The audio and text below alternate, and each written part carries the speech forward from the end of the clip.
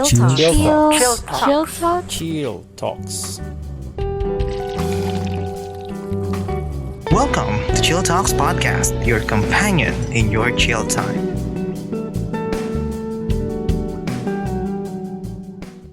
Okay, so hello everyone and welcome to another episode of Chill Talks Podcast where we discuss anything and everything over a cup of coffee. So literal, we are discussing everything over a cup of coffee here at the Rustic Cafe sa Camarines Norte, and our guest for today is one, hindi naman rising kasi already established na siya one of the well-known beauty influencers here in Camarines Norte, and we will just focus about her life and many more. So, Miss Princess, hello, good afternoon. And Hello po, good afternoon. Thank you so much for accepting my humble invitation dito. So far, kamusta? How was your week ngayong ngayong tapos na yung June kasi we're recording at July 2. So, how was your June? Actually po, productive yung June ko. Kasi kapag nasa bahay lang ako, productive ako. Pag more on labas, wala akong content na nagagawa. Kaya yung June ko okay siya. Maganda yung outcome. Minsan talaga pag nasa bahay, no? Mas wala kang nagagawa. Oh my God. Nagigets ko yung ganun kasi minsan may mga times na pag nasa labas ka, marami kang gustong gawin. Opo. Nadidistract kapag sa bahay. Mas sa bagay siguro. Pang introvert na attitude, no? Tama. Ano tawag nito? For the benefit of our audiences, how long have you been creating content? Nag-start po ako July 2019 before pandemic. Tapos mas na-pursue ko siya nung nag-pandemic na. Paano ka nagsimula doon? Sadyang nag-apply ka ng makeup then you decided for yourself or may ano yung step na finalo mo doon? Actually po, nag-start talaga ako online seller ako. Nag-sell ako mga damit, ganyan. And then while selling po kasi, win-worn ko siya, piniperan ko siya ng makeup, ganyan, ng looks. Tapos, merong mga brand na nag-a-approach na magpapadala, ganyan. Tapos, nung una, hindi ko pa siya gets anong gagawin ko dun sa product. Tapos, in-apply ko siya. Tapos, after nun, basta may nangyari, na-focusan ko yung, may nagpadala po sa akin brand dito sa Camarines Norte. Tapos, yun na, nagsimula na po hanggang sa nagtuloy-tuloy na siya. So yun yung hanggang ngayon yung pa rin yung partner brand mo? Opo. Nakakatawa. Kaya pala. So, paano kanila na-discover? Kasi nung time na yun, I think you're still starting out. Wala pang nakakakilala sa'yo. So, paano kanila nahanap? Actually, sa online selling po talaga. Kasi habang nagbebenta ako, may nagtatanong din ko anong makeup yung ginagamit mo, gano'n. So, siguro dun po nila ako nakita. Tapos nag-approach sila. Okay, kasi minsan yun yung mga mahirap hanapin ng mga nag-starting out na influencer, di ba? Kasi minsan ang iba nakaka-discover after 1 year pa. So at least sa'yo may online. So parang ano yung meron sa online selling na skills mo sa online selling na na-apply mo as a beauty influencer? Sobrang hilig ko po talaga mag-makeup tapos sa fashion. So, nilagyan ko po kasi ng twist yung pag-online seller ko before. Sinasamahan ko siya ng mga kaartihan ko. Parang para meron na silang idea kung paano nila ipopormahan yung damit. Sinasabihan ko siya ng hairstyle tas makeup. Tas yun. Sobrang hilig ko lang po talaga sa beauty. Kaya. So parang yun yung edge mo, no? Kasi as an online seller, model ka na. Kung yung model, ko pa yung seller. At least tipid, no? Opo, tama. So, one of the things na nakita ko sa mga post mo is that you are advocating na, ano tawag nito? Yung tanggapin yung mga physical na pagkukulan. Bawa, for me, may mga pimples ako, may scar marks ako. Yung iba, matataba. Tapos parang shy sa ganun. So, on your part, if it's okay with you, can you share to us your journey na paano mo na-accept yung sarili mo? Kasi ayun nga, we're not perfect, di ba? So since most of my audiences are young adults, so it would be beneficial na isang katulad mo na beauty influencer. What's the step para mas tanggapin mo yung katawan mo despite the imperfections ng tao? Actually, maganda po yung question nyo kasi po, nag-start talaga, acne-prone skin po kasi ako. Tapos, yun yung unang brand na nag-approach sa akin. And doon ako nagsimulang gumawa ng product review. Tapos, video ko siya, yung journey nung simula sobrang dami kong pimples hanggang sa mawala siya. Tapos, nung nakita ko nung in-upload ko yung parang review ko po, ang daming na-motivate na, ay ate, ganyan, pwede ko po siyang i-try, ganyan.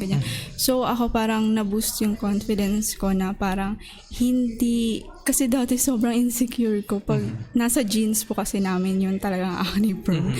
Tapos sobrang insecure ko before pag ang dami kong pimples and doon ako nag-start na mag-makeup para ma-cover up siya, ganyan. Tapos nung na-realize ko na okay, meron siyang benefits, parang may purpose kung bakit ako acne prone. So doon nagsimula yung love ko sa pag-deliver ng mga genuine review kasi gusto ko talaga po na tatatry yung product. So, for me po kasi loving yung mga tinatawag nilang flaws which is normal naman talaga. Yung pimples po kasi hindi natin pwedeng i-judge yung tao na parang hindi siya nasa beauty standard kasi may acne siya. Hindi ganun kasi hindi natin alam. Lagi ko po sinasabi to sa mga friends ko na wag nilang ita-down yung tao if may pimples kasi hindi natin alam kung anong cause nun. Baka sobrang stress niya, ganyan and all. So ako, by means of makeup and skincare, talagang doon ako na-happy na kapag nakakapag-share po ako kasi somehow nakaka-build siya ng confidence sa iba. Kasi ako araw-araw, ko pa din po yung parang yun yung experience or ayun. Kasi nakakagulantang yung pimples na alam mo yun, minsan ng mga tao, yun yung unang ipupuna sa'yo. Totoo na, po yan. Uy, ang dami mo ng tigyawat, ay in love ka. Sabi, wag mo napansinin. Totoo. Which is normal naman po ang acne talaga kasi cause siya ng stress din minsan. Stress, minsan yung pollution, diba? Pag tsaka, sa skin type po. True, kasi ang mga tao kasi ngayon. Tama. sorry ha, nagrant tuloy po kami. Pet peeve ko po talaga. We'll proceed po to We'll proceed with the next question. Ano tawag nito? As someone as young as you are, alos magkaedad lang naman tayo. So bata lang tayo, 26. Yeah, tama, 26. Did you ever experience na mapupunta ka sa career na to, which is beauty influencing? Kasi at around our age, usually, pangarap na natin, ay, dapat establish na akong ganito, dapat ganito na tayo, and nawawala tayo from time to time. So did you ever have that kind of experience, and how did being a beauty influencer parang na-establish kung ano talaga yung gusto mo sa buhay? Actually, hindi po. Hindi pa? Kasi nasa process pa. Pero sobrang love ko po yung ginagawa ko ngayon and wala kasi po akong natatanggap na pressure na, 27 ka na, kailangan ganito ka na, ganyan. Wala. Sobrang supportive po kasi ng family ko. So, nakikita kasi nila na parang dito ako naging stable na, kasi source of income ko din naman po siya. So, parang hindi po siya sa akin sa struggle. Okay. That's good. Ayan ha. Walang okay pressure na. yung edad. Kasi nakuha ko yung question na yun sa some of my followers kasi before we proceed sa interview. May nag-announce ako sa Instagram, yung mga nag-PPM sa akin na ganito, ganyan. So yun ang, yan ha, walang problema ang aming ating guest sa midlife, ay sa quarter life crisis. So, to proceed with the next one, as a beauty influencer, sino yung mga influencers na tinitingala mo? And halimbawa, from Michelle D to Ann Curtis to Raisa Contawi, how does one differentiate kung ano-anong klaseng level of beauty ang beauty content na ginagawa nila? Kasi di ba parang sa mata namin, ay normal lang yan, nagtuturo ng makeup, nagsasabi ng pangpaganda. Tapos, anong pinagkaiba sa tingin mo? For me po, ang idol ko talaga or parang nilulook up ko as a content creator, si Ray Sacontawi, tapos si Ray Hermar and si Ray Velasco. Lahat R. Pero yun, kasi si Raisa po, parang as a normal, makeup more on. Pero siya po kasi yung parang pag burnout na ako sa makeup, sa kanya talaga ako maraming natututunan. As in, parang si Sir John siya for me dito sa Marina Snorter. Mas detailed and mas pang professional level yung matututunan matututunan mo sa kanya when it comes to makeup. And yung kay Rai and kay Ray Hermar naman po, mas more on fashion siya. Tapos doon ako parang nagkakaroon ng parang ideas sana anong gagawin ko, ganito, ganyan. As in, parang sila yung niluluko ko pagdating sa fashion. Ganyan. Sa tingin mo, sa level of fashion na meron ka na, sa level of beauty skills na meron ka na, sa tingin mo kaninong influence ang nananaig sa iyong style of content creation? Kasi for sure kahit sabihin naman natin na original ang content natin, may mga influence pa rin talaga. Let's face it. So sa'yo, sino sa tingin mo ang mas nananaig sa inspiration mo sa paggawa ng original content mo? For me po is si Ray Hermar talaga. Kasi sobrang love ko kung paano siya mag-review ng mga products. Sobrang genuine. And yun talaga yung parang target ko as a content creator. Ayoko po kasi nag-fake review. Gusto ko po talaga well-experienced yung product. So, yung tipong kahit pangit, ang ganda po niya, you should try it. No po. Alam po yun ng mga brands, especially pag skincare, nakikiusap po talaga na ako if kasi hindi po mag-sugarcoat, pero meron talaga mga brands na parang okay, papadalhan ka tapos within 3 days dapat malabas mo na yung review. Sa akin po pag sa skincare nakikiusap ako na at least 1 to 3 weeks kasi at para matry ko po. Kasi ayoko po talaga maglalabas ng review na hindi ko nagagamit yung product. Kasi sa bagay, if naglagay ka ng product nila for 1 day lang, then after 2 days nagka-rashes ka, sa'yo magpo-follow yun. That's your responsibility. Opo. Ang bigat din pala ng ganung Lalo na pag skincare po. Pag makeup okay lang po eh. May mga times ba na pag ikaw ay nagre-review, is it brutally honest in public or sinasabi mo sa kanya behind the scenes before you make it public?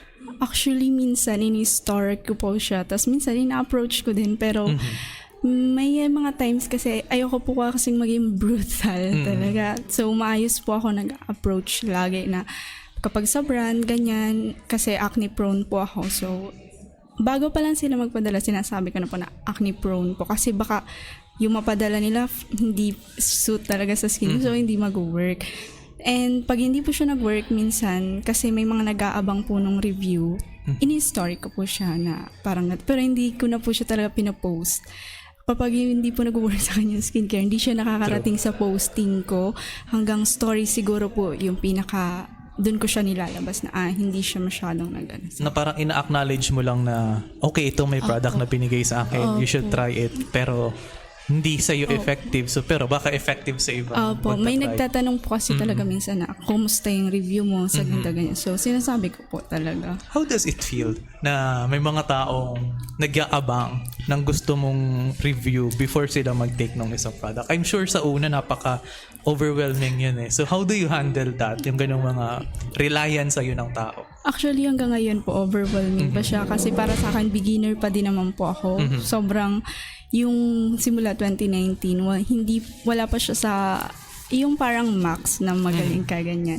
So, hindi pa rin po nagsising in sa akin na, okay, ganun. Parang normal lang po sa akin na kaibigan kita na nagtatanong ng skincare. Ganun lang po ako mag-approach sa kanila. Kasi pag strangers, parang, ano bang meron sa akin? No, bakit parehas lang naman, may mga ibang opinion din naman yung mga tao, diba? So, pag ganun, sa mga gusto magsimula ng isang product review na content, ano sa tingin mo ang magandang flow sa isang paggawa ng product review? Kasi hindi naman pwede na, ito yung makeup maganda siya, pangit siya. Diba? How do you make it more audience engaging when you create product reviews? For me talaga po, alam nila yan, genuine review talaga po. Huwag ka pong yung parang, hindi dahil bayad ka ng brand is i-recommend mo kasi ano mo yun yung parang yun yung magiging tatak sa'yo na magtitiwala sa'yo yung mga tao kasi nga genuine yung nilalabas mong review. And for me po, mas tip ko is talagang gamitin nyo muna yung product kasi at least hindi siya parang kinonstruct mo lang yung review as in natural na lalabas yung parang ika-caption mo or ilalabas mo sa review mo. Ganun. May iba kasi na ano tawag nito? May iba kasi na ang tingin nila is that, may pera na. Okay na, goods na. Bahala na. No, hindi po. Kung tutusin, if you want to make money sa makeup, walisin mo lang yung konsensya mo, yayaman ka. Totoo po yan, as in. Pero sa mga hindi familiar sa makeup, ano yung pinaka dapat na iwasan as a beginner at ano din man yung mga dapat gawin, do's and don'ts? For me po, as a beginner, siguro mas sa makeup po, mas okay if hanapin mo muna talaga kung ano yung mag-fit sa'yo na look. As in, kung saan mabuboost yung confidence mo. Halimbawa sa fresh look lang, ganyan, or exage. Parang sa akin, mas more on Korean look po yung parang mas comfortable ako, ganun. And, ayun po, iwasan siguro po is yung parang dapat titingnan mo muna yung meron po kasi mga ingredients yung makeup na may alcohol. For me kasi po, pag mayroong alcohol, lalo na acne prone skin, so dapat natin iwasan yun kasi yung alcohol content minsan nakaka-cause siya ng breakout. Oh. Yes po. Oh my ganun. Pag acne prone skin, ta sensitive skin po. Kasi parang ang tanda ko nun, pag may mga nagme-makeup ay ang hanap lang nila is yung basic powder, contour, yung pang-match lang ng skin tone. No po. Yun pa po. Number 1 is sa base makeup. Dapat mahanap po talaga yung mag-fit sa skin tone mo. As in, yung kakulay talaga siya ng balat mo. Or if acidic ka ganun, mas itaas mo lang po ng lightness yung kasi may shade. Isa sa mga napansin ko, di ko alam kung may mga audience kasi akong nag-react minsan. Minsan, napapansin ko na may mga nagme-makeup sa sarili nila or mini-makeupan yung tropa nila na nag-iiba yung kulay ng muka sa katawan. Parang, sabi ko, ang weird. Di ko alam kung sinasadya yun kasi minsan we are unaware sa ginagawa natin sa sarili natin. So, I'm not sure if they are aware of that. Pero, ayun, para maiwasan yung ganun, please watch the content of Miss Princess. Everything is linked down below. So, to proceed with the next one, Miss Princess, ano sa tingin mo ang pinaka-misconception ng mga tao na hindi aware sa form of content na ginagawa mo? Yes po. Lagi ko po yung natatanggap na lagi kilalang nagpapaganda. When it comes to, parang hindi na talaga nagigets na gumagawa ko ng content. Parang, hindi nila natatanggap pa masyado yung sa content world, pero medyo nakaka-happy na po ngayon kasi ang dami na talagang gumagawa ng content, nagka-content creator, ganun. So, unti-unti naman natatanggap na siya. Na may mga nagsasabi, may natatanggap ka rin ba na ay puro na lang to lipstick, feeling maganda man ng babaeng ito. Actually, hindi na po ako affected doon kasi yun yung nakaka-boost ng confidence ko, so dead man na yung mga negative. Pero nung starting out, talagang yun din yung mga nakukuha mong Opo, rewards. na usually sa family member.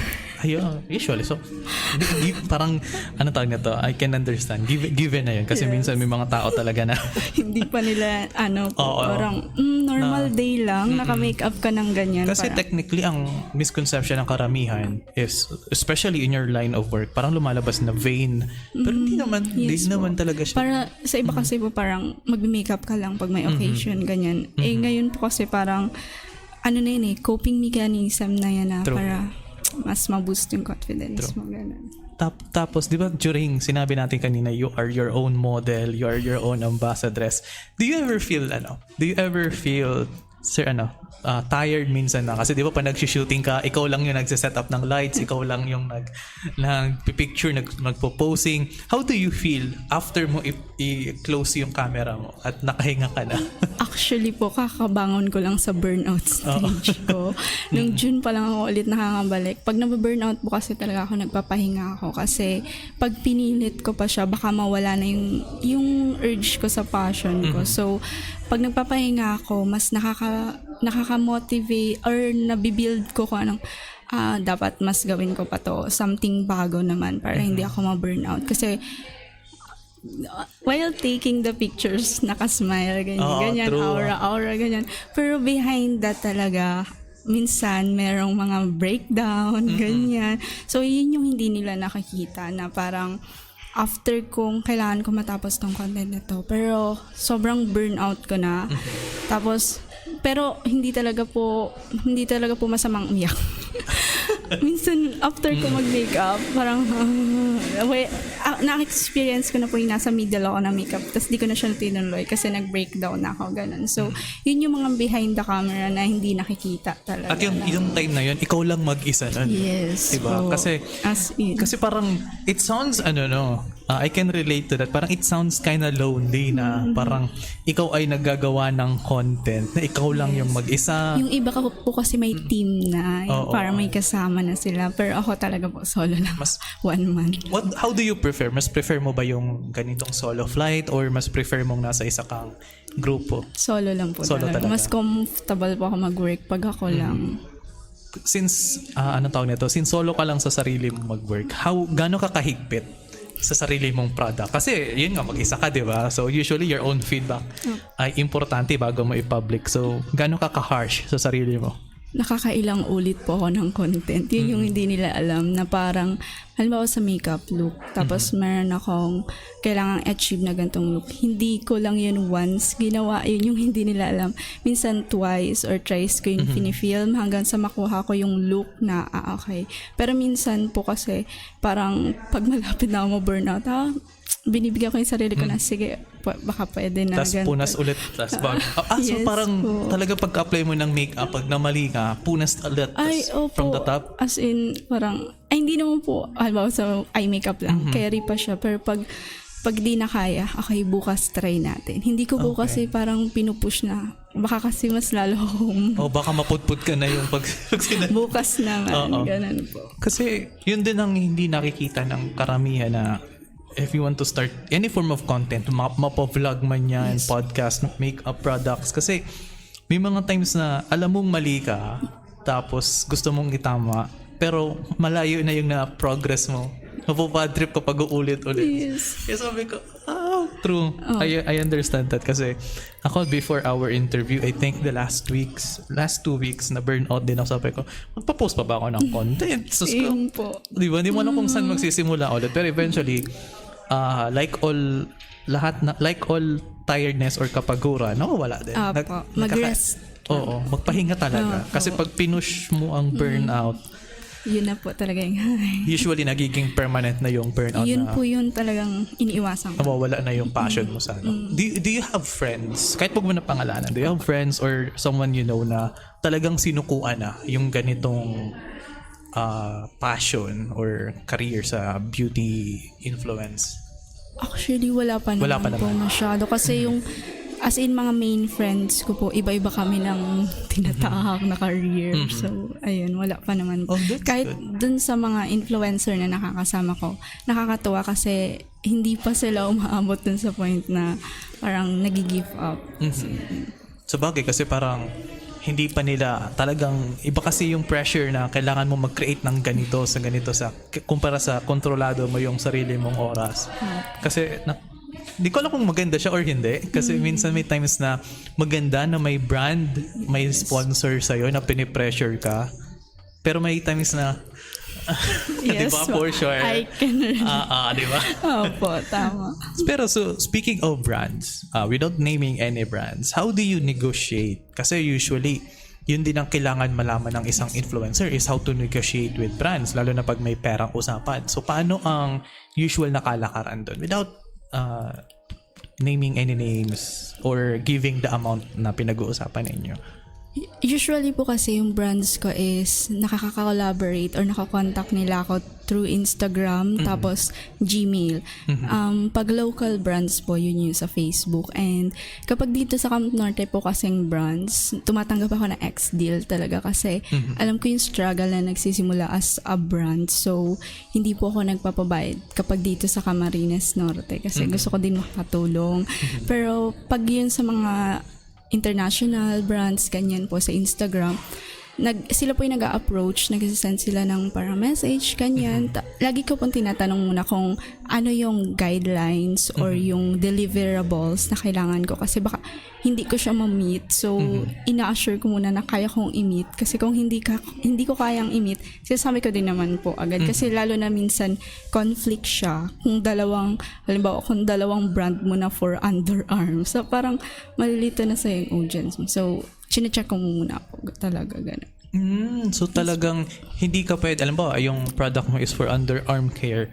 So hindi ka pwedeng tumanggap na rin ba ngayong week, tas next week ulit ibang brand. Hindi po kasi ginagamit ko po kasi talaga yung product. So, yung content ko po kasi hindi siya more on modeling lang, which is akala nila modeling. Nire-review ko po kasi talaga. So, hindi naman pwedeng pong malilito po ako kung alin na yung nag-work or hindi, ganun. Usually parang may pahinga muna ng ilang buwan po. before other product Apo. ulit. Okay. So usually sa price ay do you set a fixed price or tinatanong mo muna sila kung ano yung budget nila for influencers? Wala pa naman po akong fixed rate sa content ko. Kung ano po yung... Actually, hindi po ako masyadong... Yun yung sinasabi nila sa akin na bakit hindi ka nagdi-demand. Hindi po kasi ako masyadong nagdi-demand na, okay po, ganyan. Parang more on helping po kasi nasa utak ko. So, ayun. Yes, kasi parang nagigets ko kayong sinasabi ng mga friends mo kasi on your case, napakadali sa iyo magbigay na ng price. Yes. Kung tutuusin na you have already established this image, this ano tawag nito? May establish ka ng brand. Parang you have the right. Kung tutuusin, you have the right to demand. Actually, pa-proud po ako dun sa iba kong kasama na nakakagano na. Parang ako po kasi hindi ko alam kung saan ako hugot ng lakas ng loob para mag-demand. Ano tawag dito? I have a influencer friend ang naging technique ang sinabi niya sa akin dati kasi I had that problem din eh. Ang sabi niya sa akin, magsabi ka lang ng price. Most of the time they will agree and most of the time hindi. Pag hindi daw nag-agree sila, you can negotiate. Pag nag-agree, they goods. Parang ang sabi niya sa akin, isipin mo wala ka ng pera at yung makukuha mo sa kanila, yun yung sasagot sa iyo for a week, for 2 weeks, then doon ka magsimula. So parang ganun yung sinabi niya. Actually, thank you po doon. Kasi lately po, nag-iipon ako ng parang ideas, paano ko siya gagawin. Nata-transition ko yung parang yung dati kong way ng pero malaking help po yun. Yeah, usually. Actually, natulungan din ako na one time may nag-ask sa akin for, hindi naman siya technically sponsor, parang guesting, tapos magsasabi ng certain products.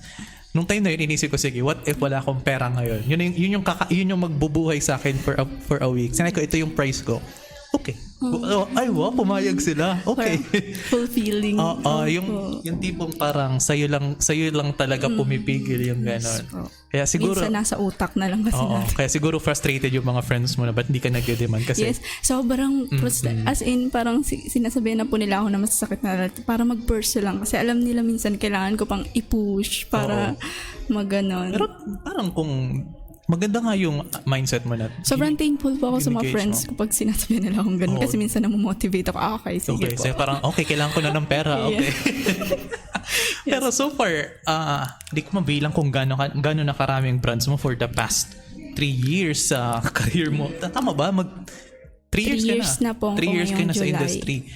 So, yay, happy anniversary. Tapos, sa 3 years mo, so far, ano yung pinaka-highlight, the best moments na naaalala mo at ano naman yung worst moments na pinagdaanan mo sa 3 years mo sa content creator? Actually po ngayon, as of today, sobrang thankful ako. Yung pinaka-the best ko is yung pinaka-unang brand na nag-approach sa akin dito sa Camarines Norte is today parang nag-approach ulit sila. Parang, alam mo po yung within 3 years, andun pa rin sila sa'yo. Nakaka-support pa din sila sa'yo. So, yun talaga yung highlight ng life ko na sinasabi ko talaga, hindi ko talaga malilimutan yung brand na yun. As in, parang forever nakasupport na ako sa kanila. So, ayun po. Yung worst po siguro is pag nababurn out lang po talaga. At least parang internal problem na yun. At least hindi nanggaling sa outside na yes po. Walang nan-down sa'yo. Yun din po yung thankful ako kasi bihira or sobrang rare po ako makatanggap ng mga parang yung masasakit na salita from other or hindi ko lang talaga sila tinatanggap. Ganun. So bagay. Kasi how would you, on your case, how would you differentiate kung ang sinasabi sa'yo is pambabash or criticism? Kasi I'm sure hindi tayo mawawala sa criticism ng iba. That's already a given. So how do you differentiate that? Actually, may experience po ko dyan sa YouTube account ko po.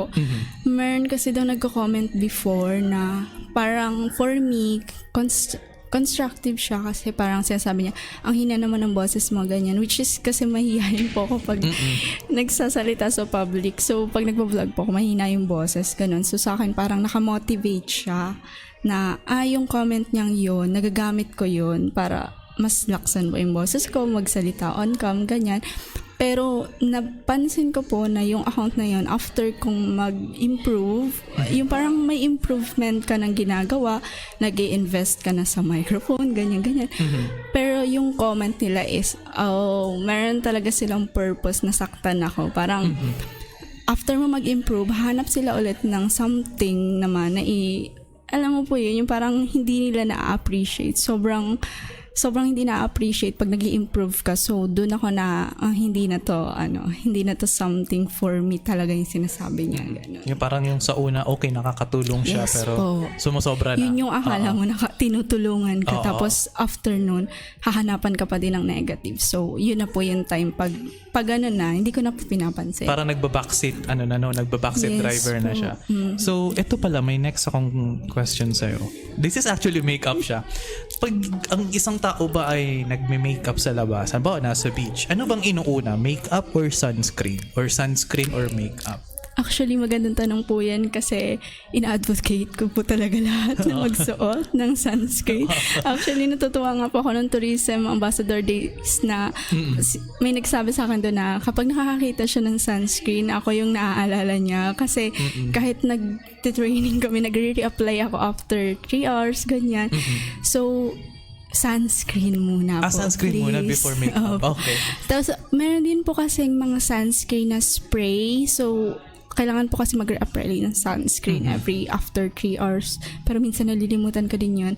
May spray po kasi pag may makeup na mahirap na mag-re-apply nung yung parang cream baga. Oh, true. Yes po. So, Ayun, okay. Kasi natanong ko siya kasi parang nakita ko siyang nagiging conflict na minsan nagme-merge na yung sunscreen sa makeup. Actually, maganda na po yung makeup industry ngayon kasi meron na po mga tinted sunscreen which is hindi mo na kailangan mag-apply ng foundation. That's nice. Yun na po yung pwede mong gamitin as in may coverage na siya, ganyan. So, hindi mo na po kailangan mag-worry na mag-apply pa ako ng foundation. Parang especially for outside shootings. Yes po. Ganun. Okay, Opo. I understand. Kasi yun yung yun yung parang napansin ko lang.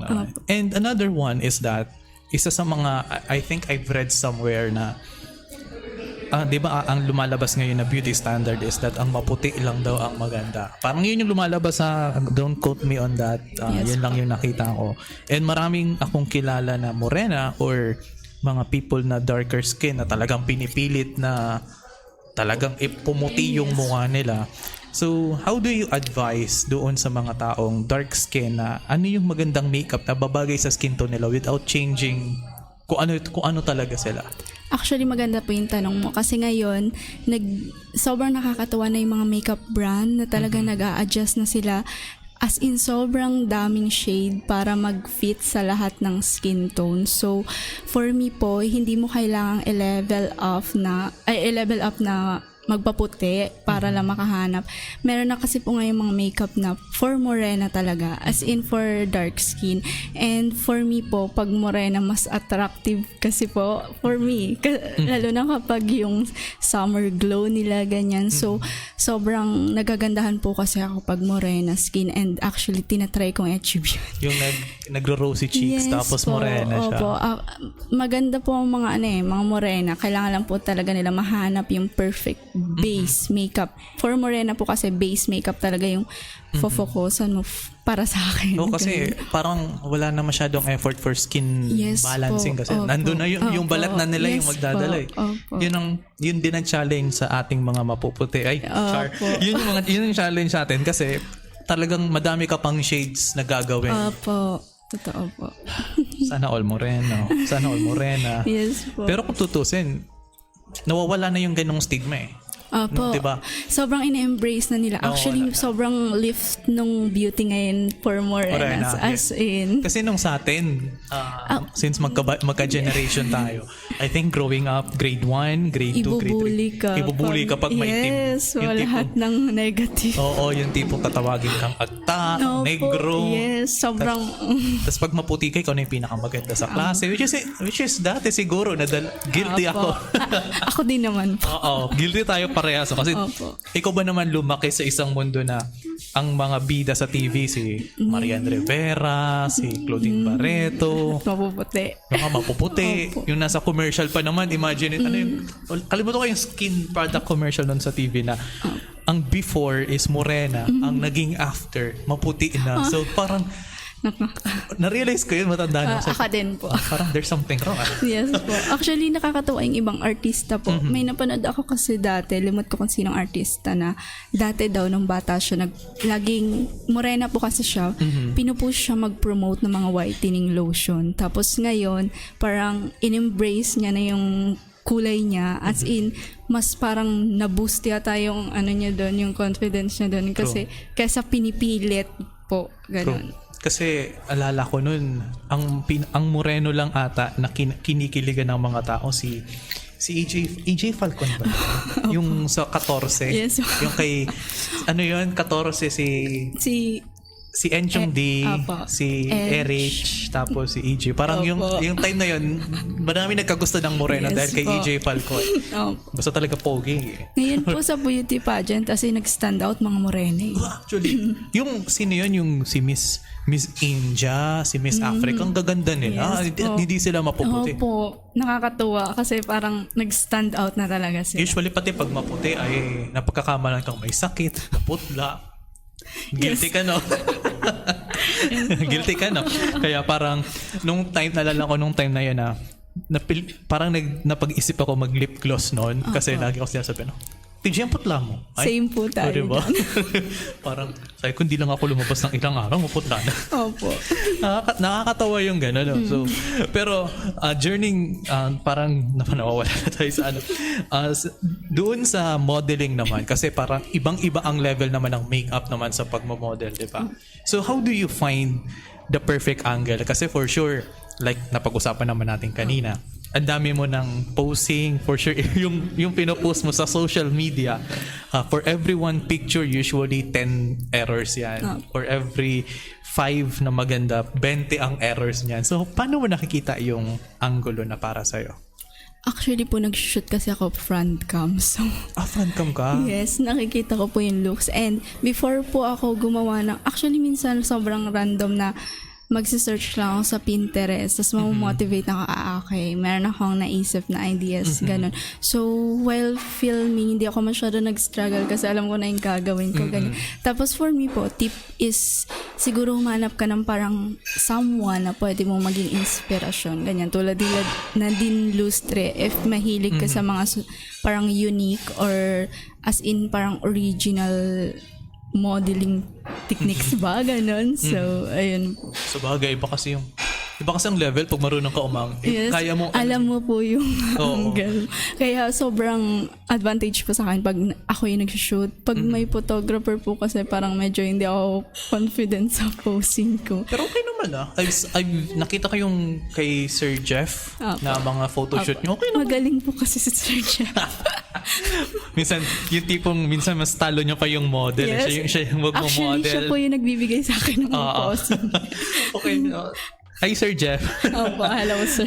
Parang yun yung napansin ko. Kasi parang, it takes a certain level of discipline, lalo na pag nagmo-model ka na. Paano yung kasi ito yung kahinaan ko when taking a picture. Paano hindi magiging pilit ang ngiti? Kasi may times na pag nagpipicture, pag may event kami sa school, pipicture, tas ngingiti, parang pilit yung ngiti ko, tas nangangalay ako, pero alam kong there's something wrong. Pero sa'yo napaka-natural eh. So how do you manage that? Actually po, struggle ko din yan.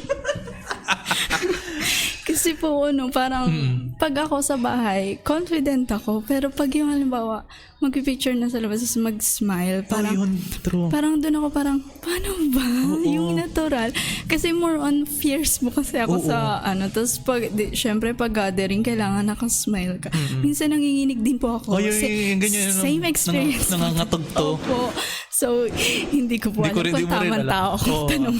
Mali yung napagtanungan. Kasi parang mas prefer ko yung poker face ako sa picture. Same Pero po. pag poker face ka naman sa picture, sabihin ng taray naman ito. Ang sungit naman parang ito. ang hirap i-approach. Oo, pag nakangiti ka naman, ay pilit naman. Sabi ko, wala na akong tamang gawin. Wag na nga ako magpa-picture. Yes po. Kasi yun ang pinaka gusto kong mabago din sa sarili ko. Yung ngiti. Kasi hindi naman sa maganda ang ngiti ko, pero iba kasi pag natural, Yes po. pag nakita mo yung mga tao na sa picture na napaka-natural. Parang isang smile lang nila, ando na parang, True. ba't ako hindi? Sabi ko, parang ako, Yes po. sa kanila hindi halatang nanginginig. Opo. Tapos, trinay ko yung sabi sa akin dati nung, may teacher kasi kami dati, nagsabi sa amin na, if you want to have a natural smile, parang magsabi ka lang ng sex. Ay, opo. Diba? Meron nga pong mga ganon. Yung parang may sasabihin kang word para daw lumabas yung... Kaya yung iba daw cheese, kaya kasi natural. Pero sabi ko, ang weird naman pag nasa photo shoot, sex.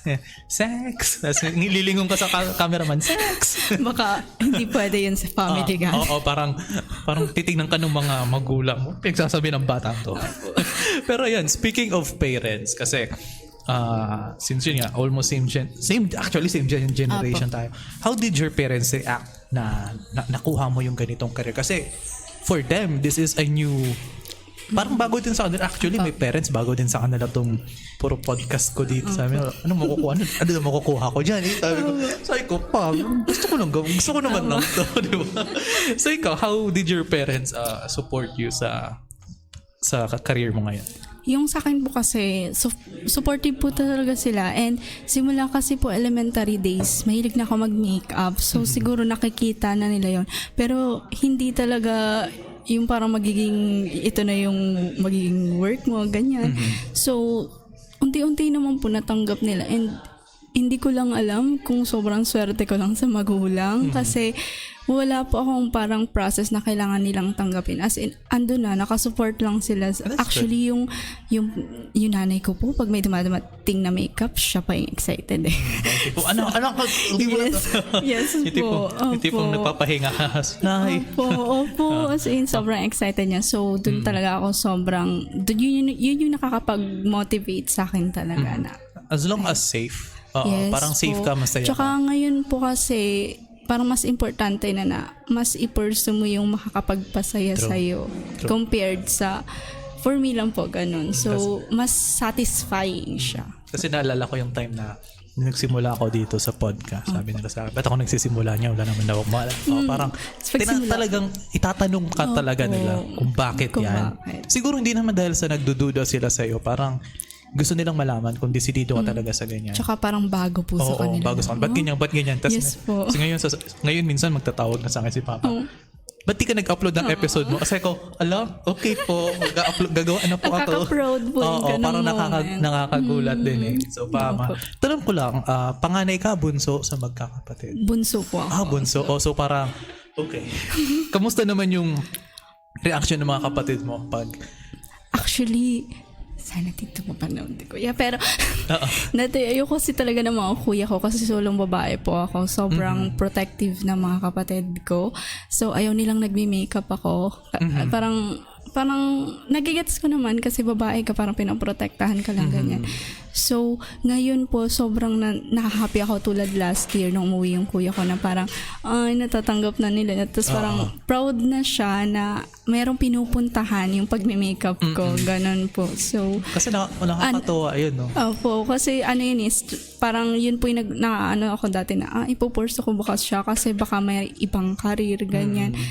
Tapos, ayun po, at least natatanggap na nila kuya. Pero kung tutuusin, hindi darating sa point na ganun kung hindi tayo nag-effort sa sarili. Opo. Behind the scenes. Kasi nakikita po nila yung progress kasi. Kaya. Kasi kung tutuusin, hindi naman nakikita ng parents mo at kuya mo nung umiyak ka habang nag-makeup. Tama. Hindi nila na yung breakdown. Opo, parang hindi nila alam. kailangan mo muna lagpasan yun bago ka matanggap nila. So parang it's a good, siguro I can consider it as a good thing na minsan may mga bagay sa mundo na kailangan ikaw muna mag-isa ang tumahak. Opo, totoo. Mas mas pakikilala mo po yung sarili mo kung ano talaga yung gusto mo.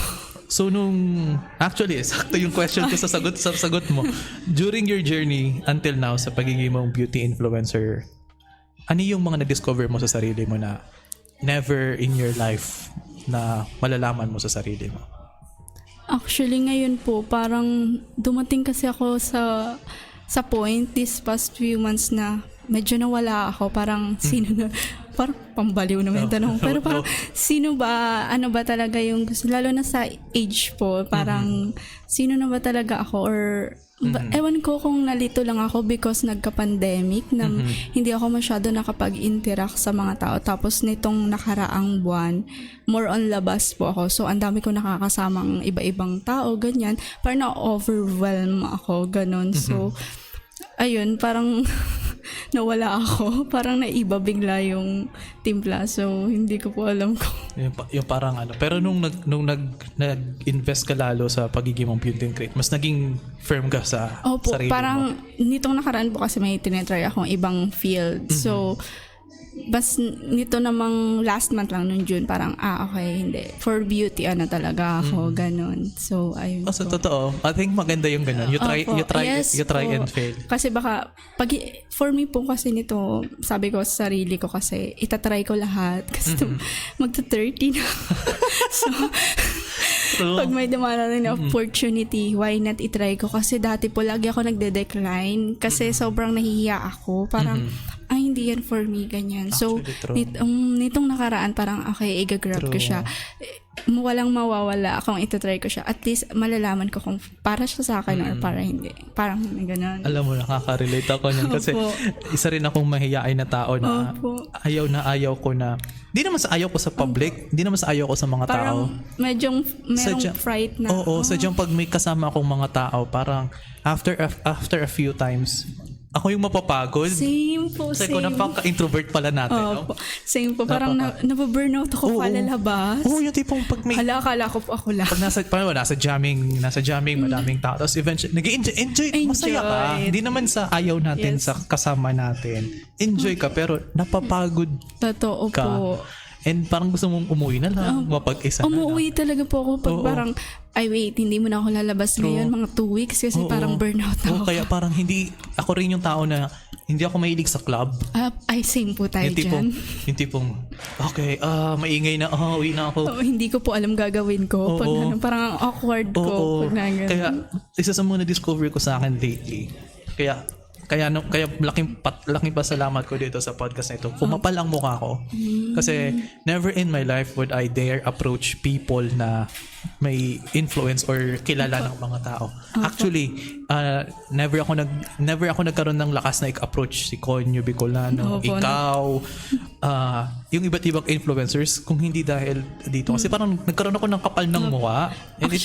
Actually, yun po yung nakakatuwa sa content world. Kasi parang merong mga taong talaga nabuboost or parang nakakonquer nila yung mga dating, hindi ko yan kayang gawin. Ngayon, hindi mo napapansin, ayun na, ginagawa ko na siya. Ano yan? Sige. Opo, tama. Pero minsan talaga, nakakapagod yung...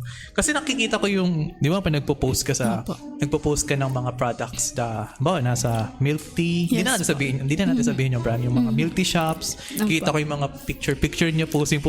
In-imagine ko yung sarili ko, what if nandun ako? For sure, after mag-stop na camera, kutob ko, uupo ako sa gilid, hihinga ko na, tapos na. Ako naman po, pag nasa labas, sobra kasing madaldal ako pag yung mga comfortable akong tao. Pero hindi ko alam, minsan tinatanong ko talaga sa sarili kong, ba't ako nagpa-burnout? Nag-i-enjoy naman ako. Parang, yun yung, sobrang enjoy ko naman nung time na yun, pero bakit burnout ako? Siguro napaka-introverted talaga. Usually, introverted ang ganyan tao. So, pero how about kasi napagbalik-balikan natin yung mga kuya mo. I'm sure napaka-protective nila sa'yo kasi since you are posting in social media, may mga for sure may mga magme-message. Siguro yun yung pinoprotektahan nila sa'yo na yung mga weirdo na magme-message sa'yo na, oh my God, ganito, di ba? How do you, for sure, kasi I know some female friends na nakaka-encounter ng gano'n na hindi nila alam yung gagawin. Even though madaling sabihin na i-block natin yan. Pero at the back of their mind, nababother pa rin sila eh. So any tips if I for sure, before I ask that, nakaka-receive ka rin ba ng mga ganong weird messages from ano? Actually, sa akin po, nakaka-receive din, pero hindi ko po kasi pinapansin. As in, parang, okay. Parang hindi ako naapektuhan kasi kinakat ko na talaga agad. Parang, once mag-message to ng something na off, wala. Kahit parang, ibablock ko to. Nakaka-help po kasi minsan sa akin yung pagbablock. Ewan ko. True, I agree. Kasi parang parang nakakat na kasi doon yung hindi mo na to pwedeng gawin sa akin. Wala na. Opo. Yeah, I agree with that. So sa akin kasi po minsan mas nakakatulong talaga yung mag-cut ka na agad if hindi siya comfortable sa'yo. Ganun. Kasi minsan, isa nakita ko dati, may screenshot na sa akin, may sinasa akin screenshot yung barkada ko. Karami na nagpipm sa kanya doon ng mga lalaki. Ang mga message lang daw, hi. Ang dami ko po niyan. Ang sabi niya sa akin, once daw yun ang message, alam niya na.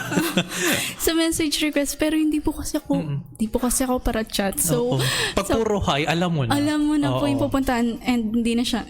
Pag walang motive, pag hindi agad sinabi sa iyo yung motibo kung ba't sila nag-chat. Di ba meron po ngayon parang yung sinishare nila na if hi lang yung chat, wag na nating kasi parang sobrang merong mga busy tao na sabihin mo na yung gusto mong direct to the point na kung ano yung po. Kasi alala ko nun, ano tawag nito, pag hi kasi parang nagpapapansin sa'yo. Yes po. Diba? So pag pinansin mo, saka sila mag-aano. Pag di mo pinansin, okay. Diba?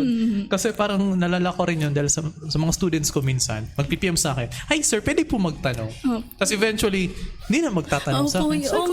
Sabi ko, kung magtatanong ka sa akin, sabihin mo na. Oo, hindi yung tatanungin mo pa ako kung pwede magtanong. Kung yung tanong na yun na yung tinanong mo nung una, okay na. Yes po. Kasi parang madami nagsasabi daw na parang bastos daw na magdedirect ka magtanong. Actually, hindi siya bastos. May proper approach naman po doon na para matanong mo na agad. Kasi parang yun yung natutunan ko rin when inviting guests na talagang hindi ako nag-chat ng hi po. Opo, nakakatuwa nga po yung approach. Tapos, diretso ako request hindi. Isang message ko, hi, ito, may ganito ako, mag-guest ka.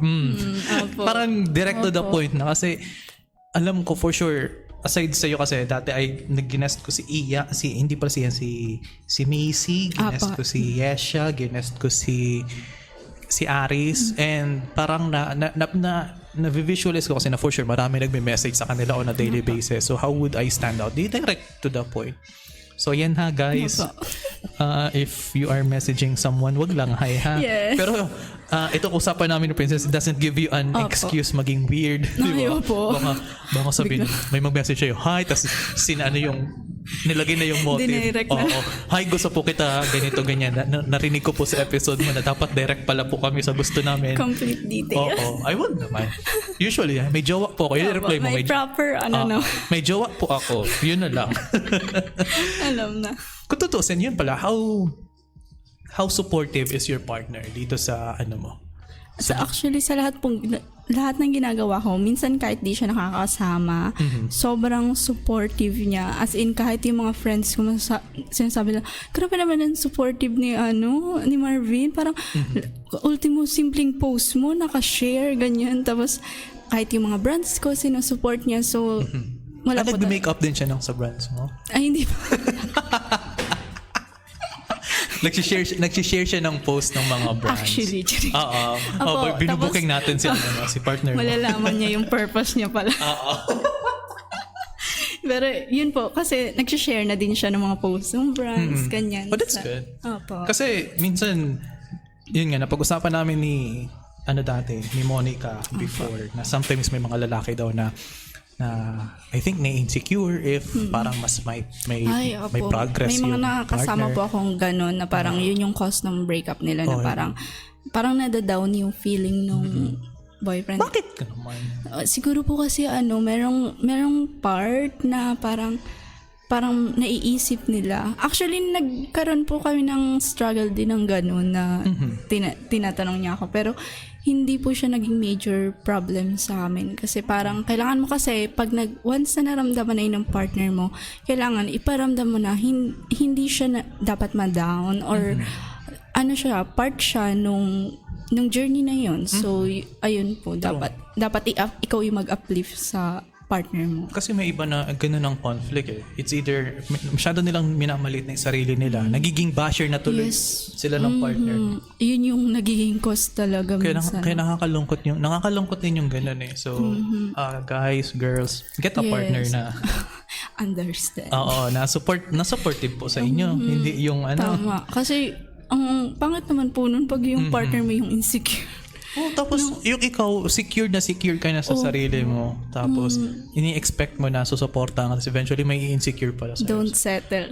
Kasi parang yun yung makaka-affect ng mental health mo. Kasi kung madadala ka dun, ikaw may magiging insecure ka na. Tama. Lalo na pag nahahanap mo na yung sarili mo dun sa passion na yun. Tapos biglang yun yung conflict niyo. Parang... True. Ang weird, no? Opo, so... Tapos, ano to pala?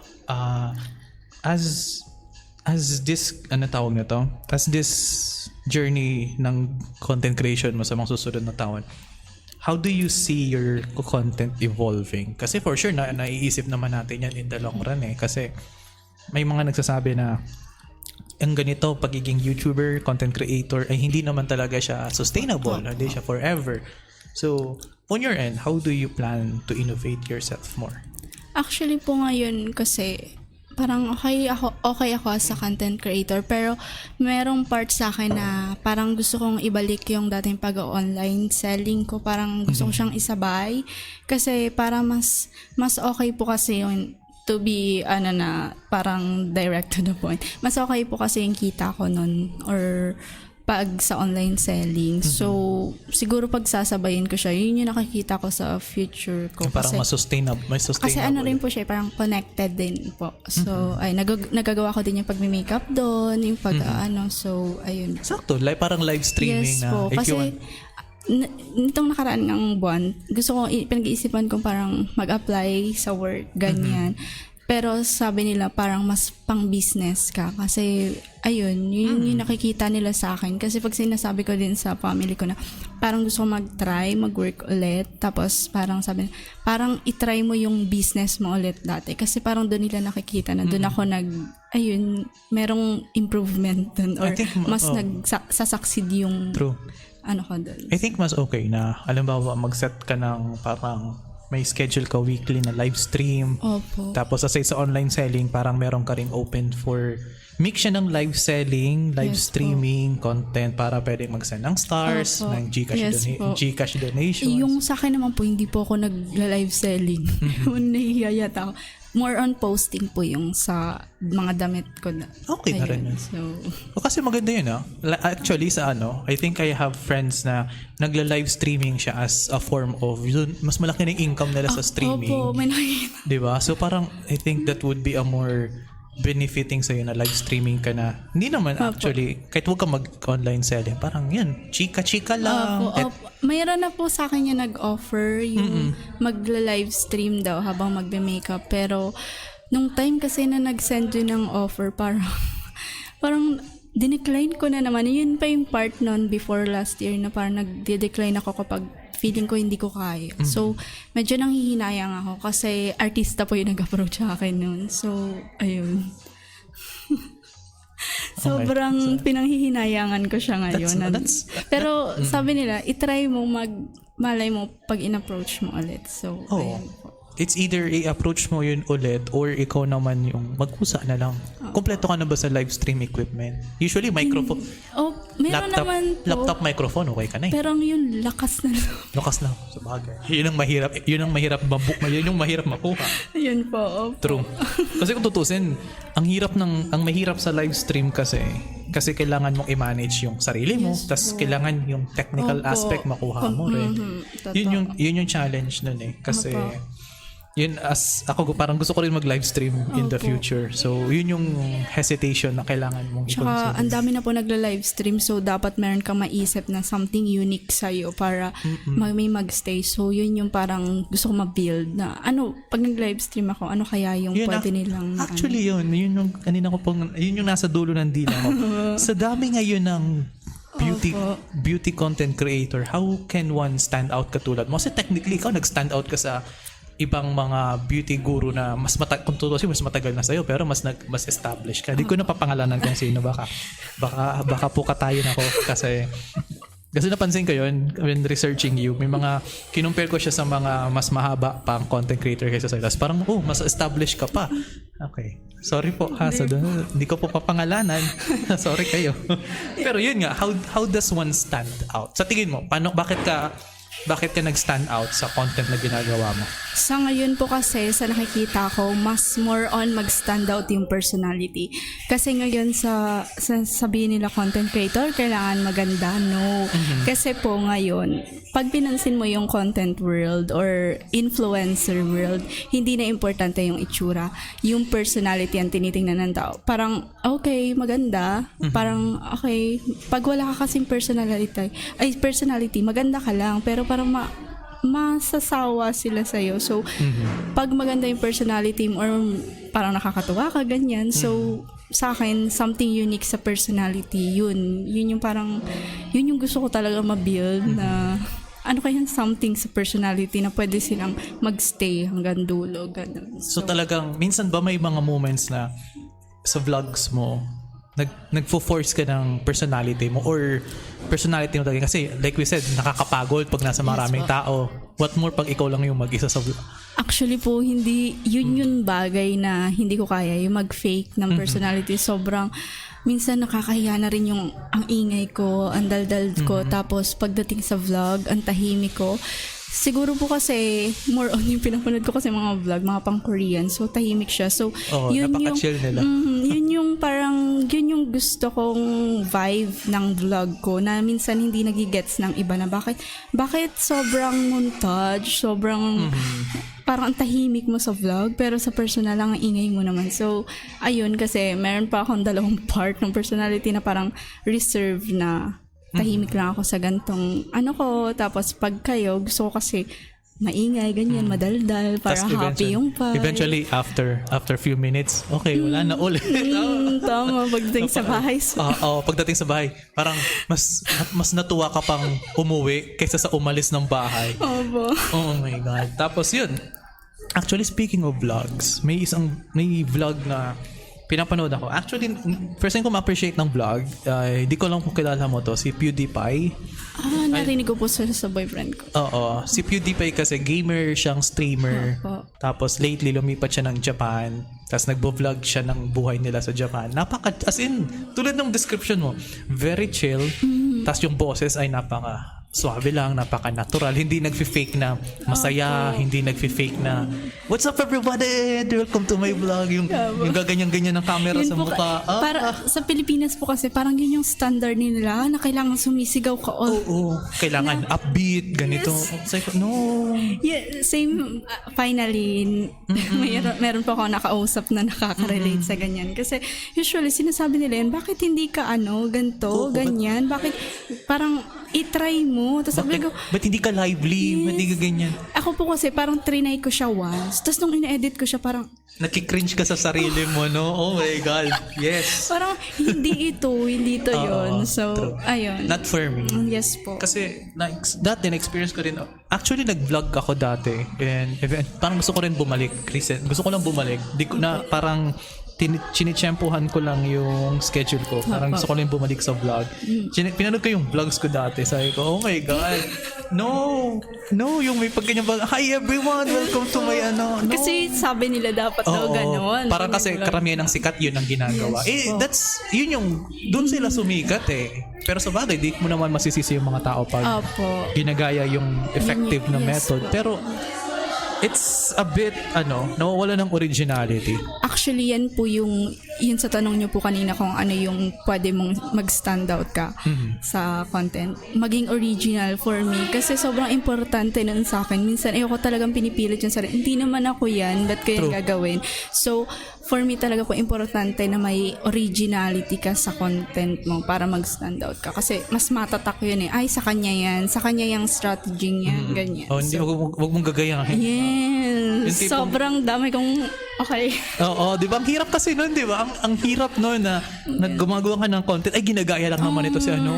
Ay, di naman. Opo. Di naman pwede ganun. Mas okay yung ano ka talaga.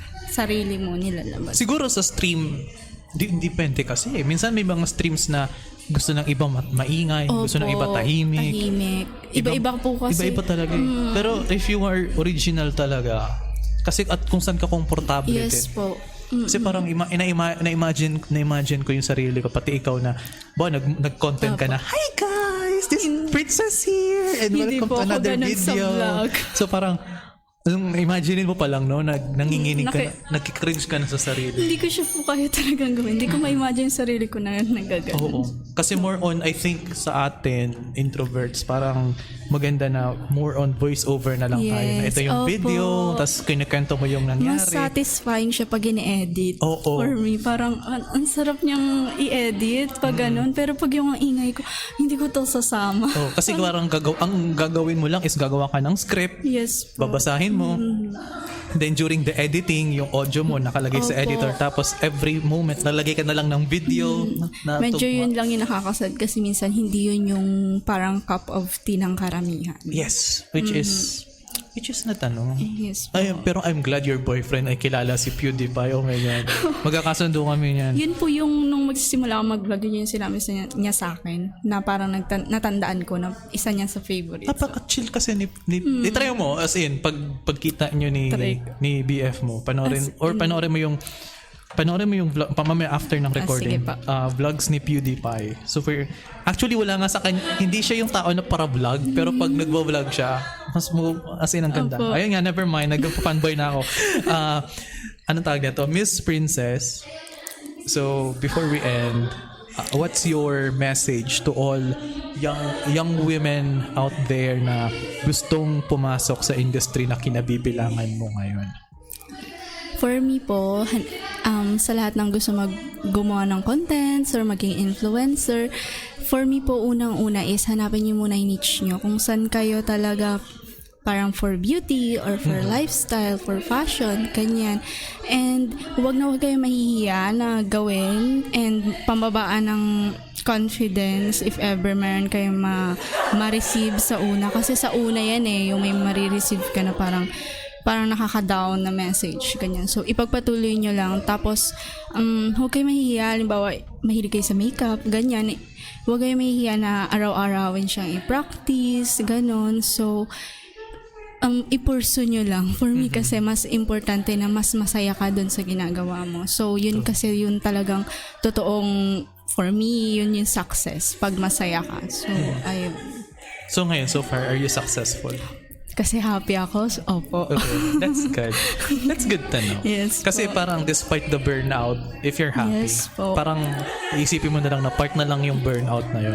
Happy din po ako minsan pag nabe-burnout ako kasi nagtatry akong mag-nood sa YouTube ng mga something new. Tapos parang, okay, nakamomotivate ako. Naghanap ka ng bagong pwede mong tahakin. That's good. Yes po. Kasi hindi lahat ng tao ganun. Pag sasabi, burnout, ay, ayoko na, pagod na ako. Okay. Tapos gagawa na lang ng issue para mapansin, pag-usapan ng mga tao, sisikat ulit. Sorry, pinapatamaan na naman akong content creator. No. Sorry, mahilig ako din. Okay. Kasi pag tatagalan pa natin ito ay mas mapapahaba pa pag actually marami akong pwedeng hindi naman i-bash, madaming pwedeng ikwento pero wag na. Kasi parang isingit ko na lang before we end. Actually the misconception na napansin ko rin, hindi naman ang makeup, hindi naman tinatakpan ng totoong ikaw, yes, diba? Yes po. As in, parang meron kasing mga makeup na parang full talaga, na parang magta-transition or magta-transform ka sa ibang itsura, ganun. Pero makeup kasi is parang to enhance lang kung ano talaga yung meron ka na naturally. So, ayun. Ayun, kasi may mga iba doon, ay nagme-makeup yan kasi pangit talaga. Oh, grabe no. Actually, narinig ako sa isang kasal. May isang matanda nag-comment doon. Ako, nagpipigil ako noon ng tawa. Kasi, sabi naman ng matanda, ay, ang kapal nung makeup. Palibasa, pangit siguro yung asawa nun. Sabi ko dati sa dating jowa ko. Sabi ko, nagpipigil ako ng tawa. Pag ako pati, nakarinig pati ako ng nakakatawang bagay. Kahit ano pa yung event, parang hindi ko mapigilan. Pero nun, kasal yun eh. Nasa misa pa. Kailangan i-control. Sabi pa naman nung matanda yung pangit. Siguro pangit. Tinignan ko, napatingin ako sa matanda. Tinignan ko yung jowa ko dati. Ay, lasa tayo dito. Kasi naman, di ba? Parang ang harsh naman ang gano'n. So, ayun. Wag naman natin i-end yung episode doon. Pero yun nga, life lessons na natutunan natin from Miss Princess. So you can check out her content sa link below. You have TikTok, YouTube, Facebook, Instagram. Yes, so lahat yan ay nasa link. So please support her. And if may mga brands dyan na gustong mag-partner sa kanya, please mag-partner up kayo sa kanya. Huwag kayo mag-partner sa akin. Kasi walang use ang makeup sa isang podcast. Imaginein mo na lang, no? Nagpo-podcast. Ito po yung makeup. Tas, ASMR lang. Oo.